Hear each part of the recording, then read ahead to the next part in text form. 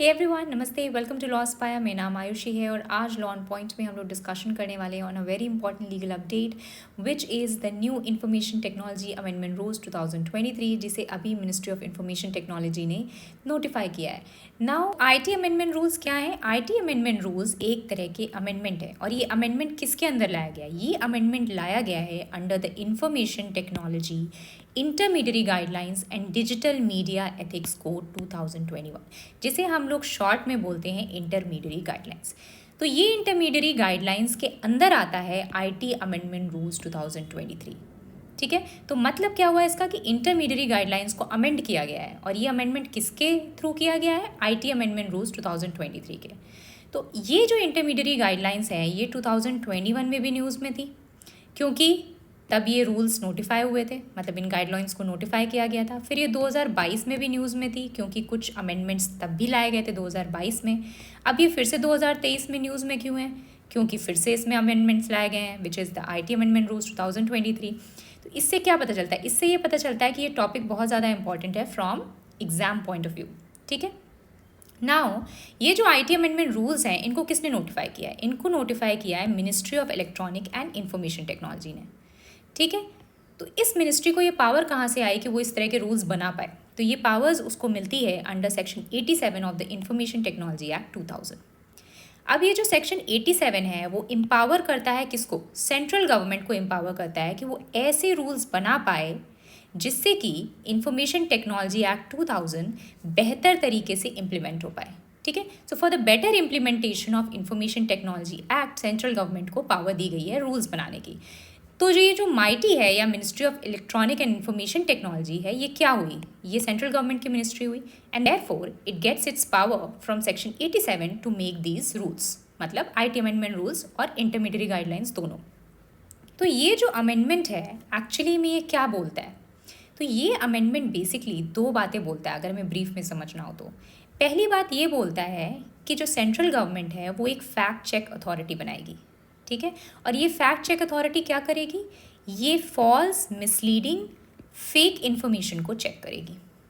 और दूसरी चीज़ ये बोलता है कि हम लोग कुछ और फर्दर मैंडेट्स इशू करेंगे ऑन इंटरमीडियरीज। ठीक है, तो ये मैंडेट्स क्या हैं और ये इंटरमीडियरीज क्या हैं, इसको अभी हम लोग समझेंगे। ओके, तो इसको समझने के लिए हमें थोड़ा सा इंफॉर्मेशन टेक्नोलॉजी एक्ट को ब्रीफ में समझना पड़ेगा। तो इंफॉर्मेशन टेक्नोलॉजी एक्ट क्या है? तो इंफॉर्मेशन टेक्नोलॉजी एक्ट, जिसे हम लोग कहते हैं शॉर्ट में आईटी एक्ट, वो हमारे देश का मेन लॉ है जो गवर्न करता है और रेगुलेट करता है इंटरनेट को। ठीक है, या ऑनलाइन जो कुछ भी हो रहा है उसको गवर्न और रेगुलेट करता है। तो उसके अंदर क्या फॉल करेगा? जैसे कि आपका इलेक्ट्रॉनिक ट्रांजैक्शन या कम्युनिकेशन। ठीक है, जो भी हम लोग ऑनलाइन कम्युनिकेट करते हैं, पोस्ट करते हैं, रिप्लाई करते हैं, वो सब कुछ। फिर ई कॉमर्स जैसे अमेजोन और मिंत्रा पे हम लोग शॉपिंग करते हैं। ई गवर्नेंस मतलब जो भी हमारी गवर्नमेंट इंफॉर्मेशन टेक्नोलॉजी का यूज़ करती है अपनी गवर्नेंस को बेहतर करने के लिए, तो वो जो है वो भी इसके अंदर ही गवर्न होता है। फिर आपका साइबर क्राइम, मतलब इंटरनेट के ऊपर जो भी ऑफेंस हो रहे हैं, जो भी क्राइम्स हो रहे हैं, ठीक है, वो सब भी किसके अंदर रेगुलेट और गवर्न होगा? आईटी एक्ट के अंदर। तो ये है इंफॉर्मेशन टेक्नोलॉजी एक्ट। अब इसी इंफॉर्मेशन टेक्नोलॉजी एक्ट के अंदर, जैसे मैंने आपको पीछे बताया कि अमेंडमेंट के अंदर मैंडेट इशू किया गया है ऑन इंटरमीडियरीज, तो इसी आईटी एक्ट के अंदर इंटरमीडियरीज को डिफाइन किया गया है। तो ये इंटरमीडियरीज बेसिकली हैं क्या? तो इंटरमीडियरीज आपकी डिफाइंड है under section 2 clause 1 sub clause W के अंदर। ठीक है, और सिंपल वर्ड्स में अगर हमें समझना हो इंटरमीडियरीज को, तो वो एक ऐसी एंटिटी होती है जो दो पार्टीज़ के बीच में लिंक की तरह काम करती है। और ये लिंक किस चीज़ का लिंक है या किस वजह से ये लिंक है? To facilitate communication, to facilitate information exchange, to host content, to collect and evaluate information and facilitate the use of internet. तो अभी हम लोग इसको समझते हैं, बहुत लंबे लंबे वर्ड्स लग रहे होंगे। तो जैसे सोशल मीडिया प्लेटफॉर्म है, ठीक है, सोशल मीडिया प्लेटफॉर्म में क्या आता है? WhatsApp, Twitter, Instagram, Facebook. अब ये क्या करते हैं? ये क्या फैसिलिटेट करते हैं कि आप कम्युनिकेट कर पाओ, आप इंफॉर्मेशन एक्सचेंज कर पाओ, आप कंटेंट होस्ट कर पाओ। ठीक है, सिमिलरली आपका यूट्यूब क्या कहता है कि आप भी कंटेंट होस्ट कर पाओ। फिर ई कॉमर्स साइट्स जैसे मिंत्रा, अमेजोन, इस पे क्या है? आप शॉपिंग कर पाते हो।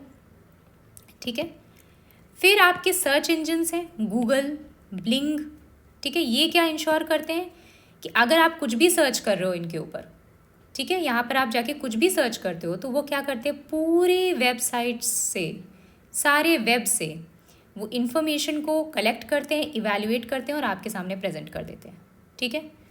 फिर क्या है, network and telecom service providers जैसे एयरटेल, जियो, वोडाफोन, ये क्या कर रहे हैं, ये आपको इंटरनेट दे रहे हैं, इन्हीं के नेटवर्क के बेसिस पे आप इंटरनेट यूज़ करते हो, तो it is facilitating the use of the internet, ठीक है।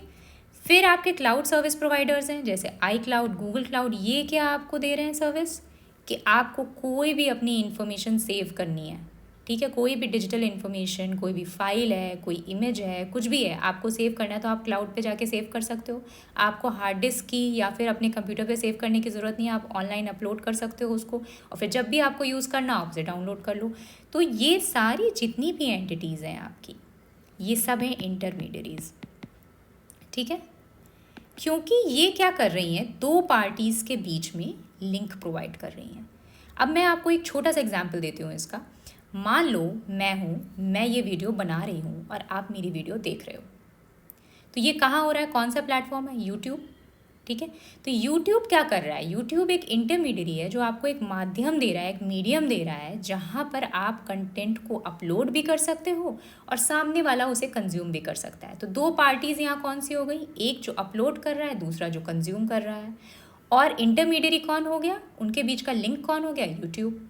तो that is what is intermediary, okay. अब तो जो इंटरमीडियरीज हैं वो खुद तो इन्फॉर्मेशन बना नहीं रही हैं, वो बेसिकली क्या है, मीडियम है, ठीक है। तो they are not creating information by themselves, वो एक मीडियम प्रोवाइड कर रही हैं जिससे मैं और आप इन्फॉर्मेशन को अपलोड कर पाए और कंज्यूम कर पाए, ठीक है। तो मान लो ये जो इन्फॉर्मेशन है या ये जो कंटेंट है जो अपलोड हो रहा है या कंज्यूम हो रहा है, ये इलीगल है, ठीक है। हमारे लॉ के अंदर वो एक ऑफेंस है या इलीगल है, ऐसी इन्फॉर्मेशन आप पब्लिक डोमेन में नहीं डाल सकते हो, ओके। तो ऐसे केस में हम किसको लीगली लायबल ठहराएंगे, मतलब हम किसको कोर्ट ले जा सकते हैं इसके लिए, या किसके अगेंस्ट हम लोग कोई केस फाइल कर सकते हैं, क्या वो इंटरमीडियरी होगा या फिर वो दोनों पार्टीज़ होंगी जिन्होंने अपलोड किया, जिन्होंने कंज्यूम किया, ठीक है। तो ऐसे केस में हमारा जो सेक्शन 79 है आईटी एक्ट का, वो क्या प्रोवाइड करता है, एक सेफ हार्बर मॉडल। ये सेफ हार्बर मॉडल बेसिकली ये कहता है कि ये जो इंटरमीडियरीज हैं, ठीक है, क्योंकि ये खुद इन्फॉर्मेशन नहीं क्रिएट कर रही हैं, they are not creating information themselves, they are simply providing a medium, okay. That is why हम लोग उनको ऐसे केस में जहाँ वो इन्फॉर्मेशन या कंटेंट जो अपलोड हो रहा है वो इलीगल है, हम उनको लायबल नहीं ठहराएंगे। हम बाकी दोनों पार्टीज़ को लायबल ठहरा सकते हैं बट इंटरमीडियरीज लायबल नहीं होंगे। लेकिन क्या ये हमेशा ऐसा होगा, मतलब कभी भी हम उनको लायबल नहीं ठहरा सकते, ऐसा नहीं है। ये जो सेफ हार्बर रूल है ये एब्सोल्यूट नहीं है, ठीक है, ऐसा हमेशा नहीं होगा। तो ऐसा कब नहीं होगा, ऐसा तब नहीं होगा जब उन इंटरमीडियरीज ने जो ये मीडियम प्रोवाइड कर रहे हैं इन्फॉर्मेशन अपलोड करने के लिए या कंज्यूम करने के लिए, वो इंटरमीडियरीज जब ड्यू डिलिजेंस नहीं फॉलो करेंगे, ठीक है। मतलब अगर इंटरमीडियरीज को इस सेफ हार्बर की इम्यूनिटी चाहिए तो उनको क्या करना पड़ेगा, उनको ड्यू डिलिजेंस इंश्योर करना पड़ेगा। अगर वो ड्यू डिलिजेंस इंश्योर नहीं करते हैं तो ये सेफ हार्बर उनको नहीं मिलेगा। कोई भी बंदा आके इन्फॉर्मेशन लीगल इलीगल अपलोड कर देगा और उसकी लायबिलिटी आपके ऊपर आ जाएगी, मतलब इंटरमीडियरी के ऊपर आ जाएगी। वो ये नहीं कह सकता कि नहीं भाई मैंने तो केवल मीडियम प्रोवाइड किया है, ठीक है। तो ये ड्यू डिलिजेंस क्या होता है, ड्यू डिलिजेंस बेसिकली क्या होता है कि ऐसी कुछ गाइडलाइंस, कुछ ऐसे रूल्स बनाए गए हैं, आईटी एक्ट में भी हैं और सेंट्रल गवर्नमेंट ने भी कई रूल्स बनाए हैं जिसके अंडर इंटरमीडियरीज़ के ऊपर कुछ रिस्पॉन्सिबिलिटीज़ डाली गई हैं। बोला गया कि अगर आप ये चेकलिस्ट है, अगर आप इसको इसको इसको इंश्योर करते हो तो आपको सेफ हार्बर मिलेगा, अगर आप ये चेकलिस्ट नहीं इंश्योर करते हो तो आपको सेफ हार्बर नहीं मिलेगा, ठीक है, आपको इम्यूनिटी नहीं मिलेगी सेक्शन 79 के अंदर। तो ये जो इंटरमीडियरी गाइडलाइंस हैं या ये जो अभी नया अमेंडमेंट आया है 2023 वाला, ठीक है, आईटी अमेंडमेंट, ये दोनों ही इसी तरह की गाइडलाइंस हैं। ये वो गाइडलाइंस हैं जो कि इंटरमीडियरीज को प्रोवाइड करती हैं एक तरह की चेकलिस्ट। अगर वो ये सब कुछ चेकलिस्ट का इंश्योर कर देते हैं तो उनको सेफ हार्बर मिलेगा, और अगर वो ये चेकलिस्ट नहीं इंश्योर करते हैं, मतलब वो ये ड्यू डिलिजेंस नहीं करते हैं, तो उनको सेफ हार्बर नहीं मिलेगा। ठीक है, तो इतना तो आपको समझ में आया। अब हम लोग ये देखते हैं कि बेसिकली ये इंटरमीडियरी गाइडलाइंस हैं क्या। ठीक है, क्योंकि अगर हमें न्यू अमेंडमेंट को समझना है तो हमें इंटरमीडियरी गाइडलाइंस को भी समझना पड़ेगा, क्योंकि वो जो न्यू अमेंडमेंट है वो इंटरमीडियरी गाइडलाइन के अंदर ही अपडेट हुए हैं। तो इंटरमीडियरी गाइडलाइंस जैसे कि मैंने आपको बताया कि 2021 में इंट्रोड्यूस हुई हैं, और अभी मैंने आपको पीछे बताया कि वो कुछ मैंडेट्स या कुछ गाइडलाइंस देती हैं इंटरमीडियरीज को ड्यू डिलिजेंस के लिए। ठीक है, और ये जो ड्यू डिलिजेंस है अगर वो इसको नहीं फॉलो करते हैं तो क्या होगा, उनकी जो इम्यूनिटी है अंडर सेक्शन 79 सेफ हार्बर वो उसको लूज कर देंगे।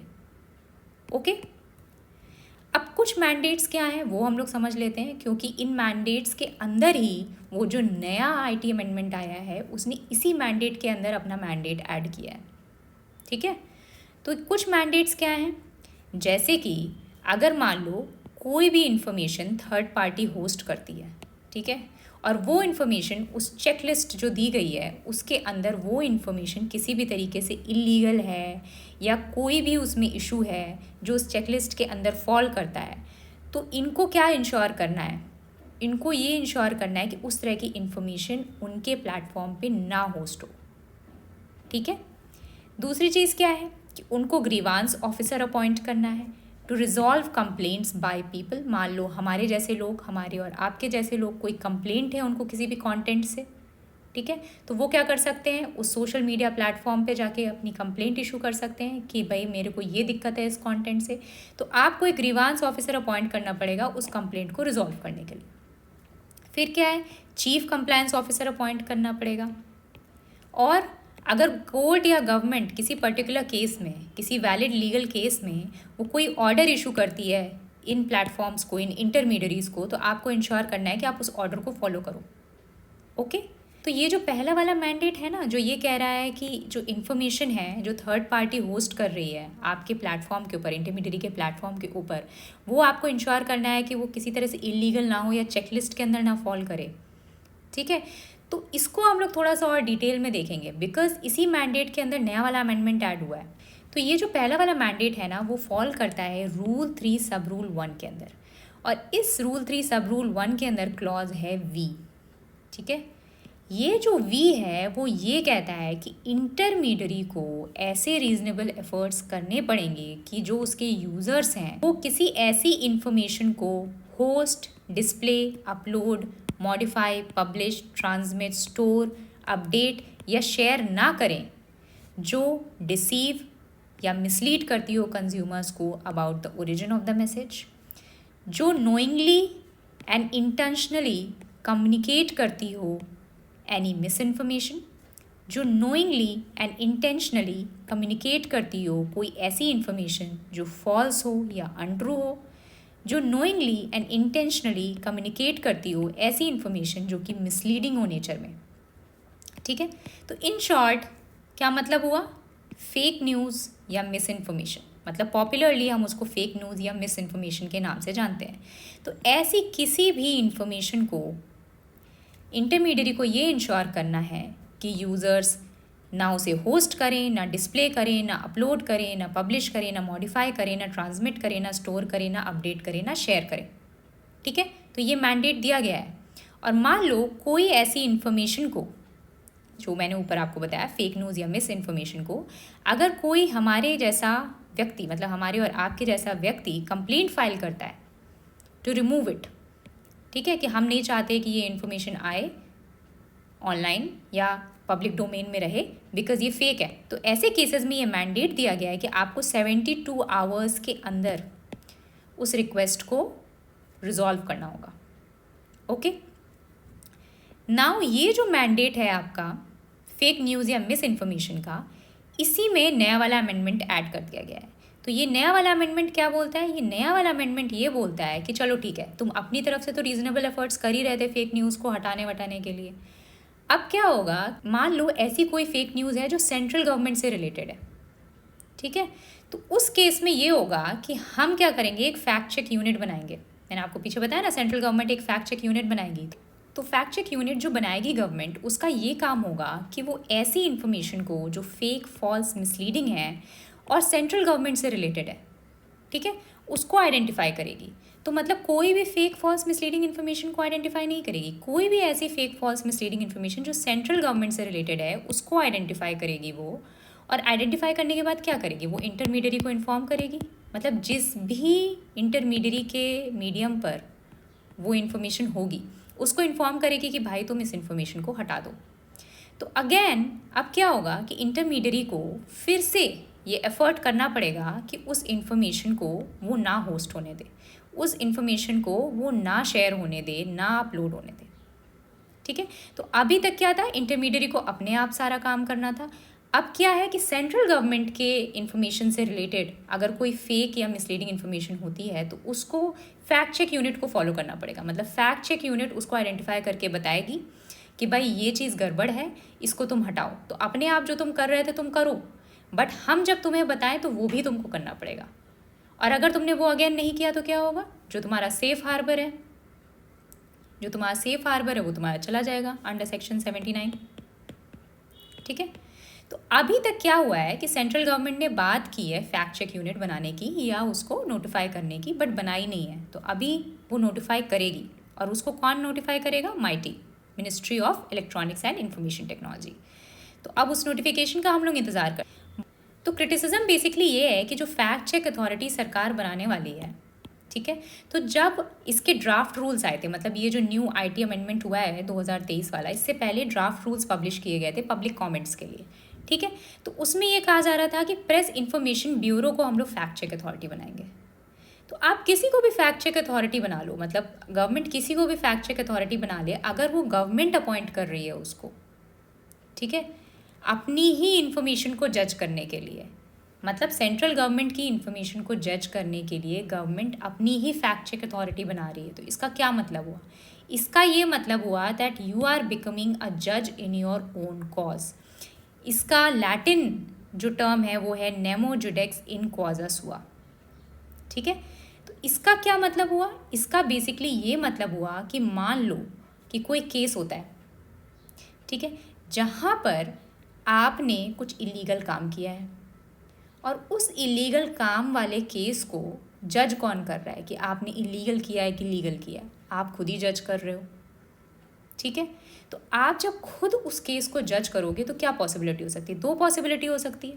ये पॉसिबिलिटी हो सकती है कि आइदर यू विल से कि हाँ सही में मैंने इलीगल काम किया है भाई, या फिर आप कहोगे कि नहीं नहीं मैंने लीगल काम किया है, इलीगल तो वो काम था ही नहीं, क्योंकि वो काम आपने किया है। तो ये पॉसिबिलिटी है कि आप इलीगल को लीगल भी कह सकते हो। तो लोगों के माइंड में क्या परसेप्शन जाएगा, लोगों के माइंड में ये परसेप्शन जाएगा, क्योंकि आप अपने केस को खुद ही जज कर रहे हो, कि ये जो आप जजमेंट दे रहे हो ये फेयर नहीं है, ठीक है। तो ये जो कॉन्सेप्ट होता है ना, बीइंग अ जज इन योर ओन कॉज, ये नेचुरल जस्टिस के प्रिंसिपल्स को वायलेट करता है। क्योंकि नेचुरल जस्टिस क्या कहता है, नेचुरल जस्टिस का प्रिंसिपल ये कहता है कि फेयर हेयरिंग होनी चाहिए, मतलब जो सुनवाई होनी चाहिए किसी केस की वो फेयर होनी चाहिए, और जो आपका जजमेंट है वो रीजनड होना चाहिए। और जब आप खुद के केस में जज होते हो तो क्या होता है, हेयरिंग और सुनवाई, ठीक है, वो कभी फेयर नहीं हो सकती। या फिर ये कहें कि लोगों के माइंड में वो कभी फेयर नहीं हो सकती। आप हो सकता है फेयर जजमेंट दो, बट लोगों को ऐसा लग सकता है कि नहीं यार, क्योंकि तुम अपने ही केस में खुद ही जज कर रहे हो तो गलत ही जज कर रहे होगे, ठीक है। तो अब इस केस में क्या हो रहा है कि सेंट्रल गवर्नमेंट का खुद का जो इन्फॉर्मेशन पब्लिश हो रहा है ऑनलाइन, उसको सेंट्रल गवर्नमेंट खुद ही जज करेगी कि भाई मेरा। तो इस केस में क्या हो रहा है कि सेंट्रल गवर्नमेंट से रिलेटेड जो भी इंफॉर्मेशन ऑनलाइन पब्लिश हो रही है उसे सेंट्रल गवर्नमेंट की अपनी अथॉरिटी खुद ही जज करेगी कि हाँ ये इन्फॉर्मेशन फेक है या मिसलीडिंग है, कोई थर्ड पार्टी नहीं जज कर रही है, ठीक है। तो ये पॉसिबिलिटी हो सकती है कि वो ज़बरदस्ती या झूठे ही कह दें कि ये इन्फॉर्मेशन फेक है, भले ही वो इन्फॉर्मेशन फेक ना हो, ठीक है। तो ये पॉसिबिलिटी हो सकती है, and that is why it is violating the principle of natural justice. तो ये नंबर 1 क्रिटिसिज्म है, ओके। दूसरी चीज़ क्या है, लैक ऑफ ड्यू प्रोसीजर। तो लैक ऑफ ड्यू प्रोसीजर क्यों है? क्योंकि अभी तक फैक्ट चेक अथॉरिटी को नोटिफाई नहीं किया गया है और ना ही ये बताया गया है कि फैक्ट चेक अथॉरिटी किस तरीके से मिस इन्फॉर्मेशन को आइडेंटिफाई करेगी और किस तरह से वो इंटरमीडियरी को इन्फॉर्म करेगी, तो उसका पूरा प्रोसीजर क्या होगा। So let's wait for the notification. अगर नोटिफिकेशन में वो प्रोसीजर प्रॉपर होता है तो ये क्रिटिसिज्म ऑटोमेटिकली ख़त्म हो जाएगा। ठीक है, तीसरी चीज़ क्या है?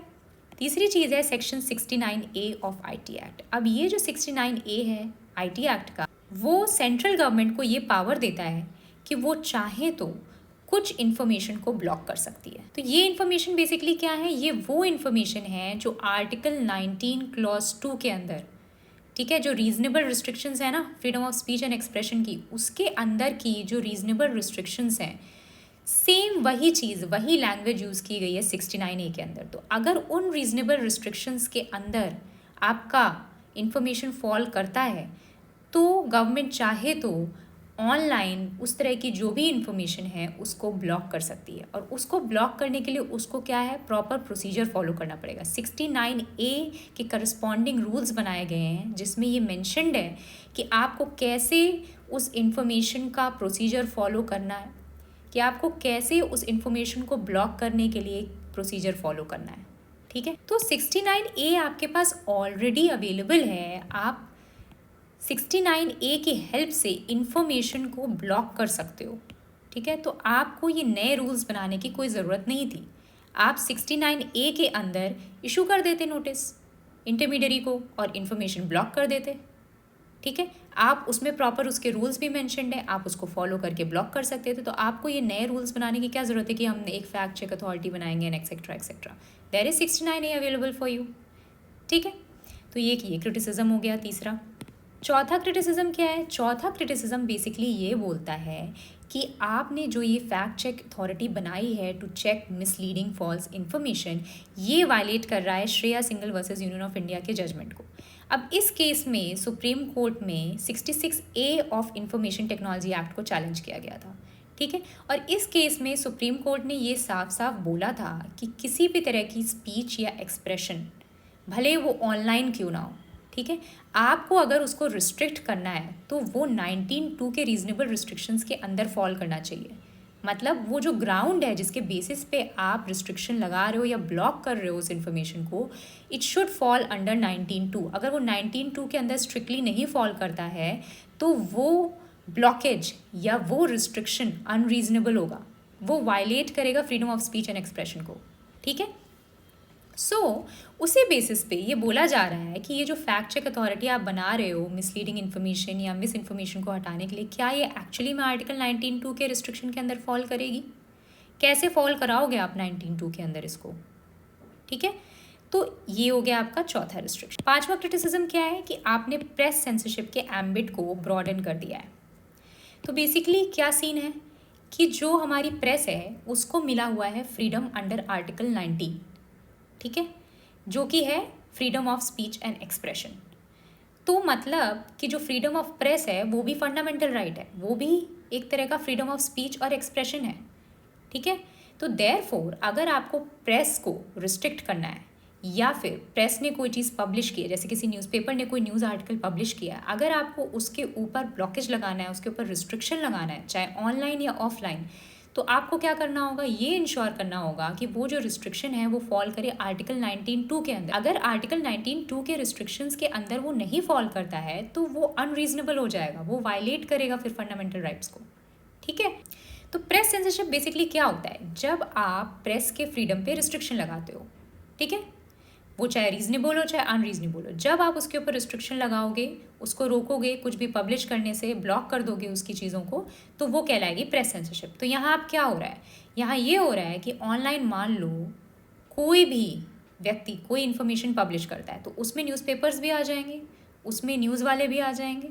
ठीक है, तो अगर कोई भी ऐसी इन्फॉर्मेशन पब्लिश होती है बाय न्यूज़पेपर या एनी अदर न्यूज़ एजेंसी, ठीक है, और उसको गवर्नमेंट ये कह देती है, उसकी जो फैक्ट चेक यूनिट है वो ये कह देती है कि ये मिस इन्फॉर्मेशन है, तो अब क्या होगा कि अगर वो मिस इन्फॉर्मेशन है तो इंटरमीडियरी क्या करेगा, उस इन्फॉर्मेशन को हटा देगा। तो एक तरह से न्यूज़पेपर द्वारा पब्लिश की गई कोई न्यूज़ को भी रिस्ट्रिक्ट किया जा सकता है बाय सेइंग कि ये जो भी न्यूज़ आपने पब्लिश की है ये मिस इन्फॉर्मेशन है, ठीक है।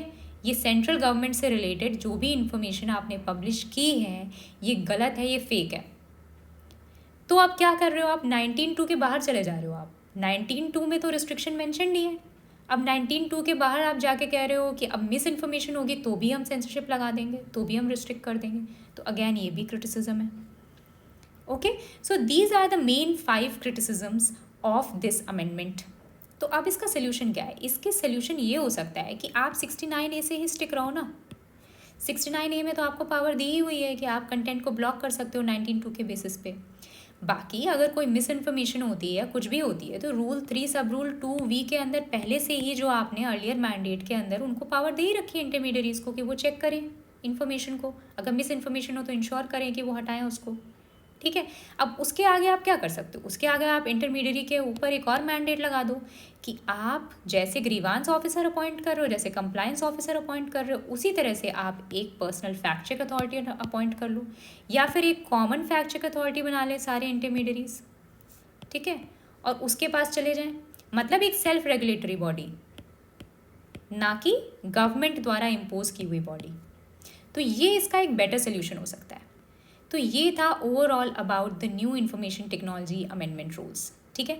आई होप आपको ये वीडियो पसंद आया होगा, एंड अगर आपको ये वीडियो पसंद आया है so do hit like, subscribe and also comment. Okay, so see you in the next one.